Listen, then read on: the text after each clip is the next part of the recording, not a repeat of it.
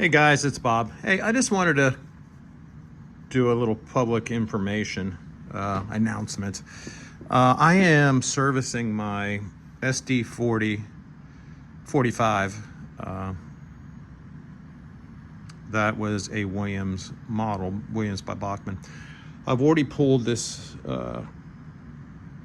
truck out and pulled out the motor and the worm drive or the gears, and then the main post gear that comes down from the motor inside, which is actually this right here, because this is the back end. I just wanted to illustrate why it is so important that you open these up and check the lubrication. I've done this one, so this is done and resealed, and I'm using the red and tacky grease, which is an awesome grease to use. There it is, red and tacky. And that is what came out of the engine. It looks like, no pun intended and not to be gross, earwax. It's that thick and just waxy. And I don't know if you can see in there, but there's a ton of it in there, and it's all solidified. It's more like earwax than it is anything. So I'm going to use Q-tips, which you have to be careful with because Q-tips will shed its cotton and it could get into the gears. So just be careful when you're watching that. But if you look in there, see there in the back, you can see the residue in there, and you can actually see, I have a headlamp on too, so I can try to get in there.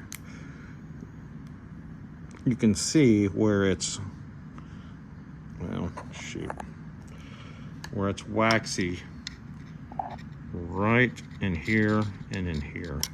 So you want to take that Q-tip without getting the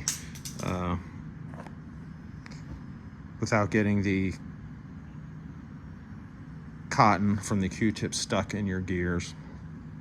And then you want to lube down in there once you're done.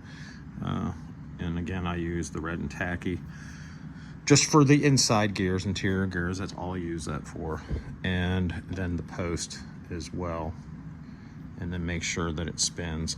The other thing with this, when I opened it up, this speaker was out of its housing. The glue is old and brittle, so I actually super glued it in. And then this board, if you can see, it's on like an adhesive. And I don't really want to put super glue under it, because if you have to get that board off, then you're sort of screwed. Of course, if you had to pull the board off and replace it, you could break it anyway. But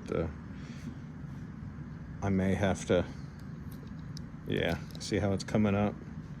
So you want to check these things. I'm going to have to secure that and just make sure everything looks good, the bulbs and everything. When you get an engine. The newer ones, I mean, it's up to you whether you want to open them, but they could still screw things up at the factory, and they could use crummy lubricant.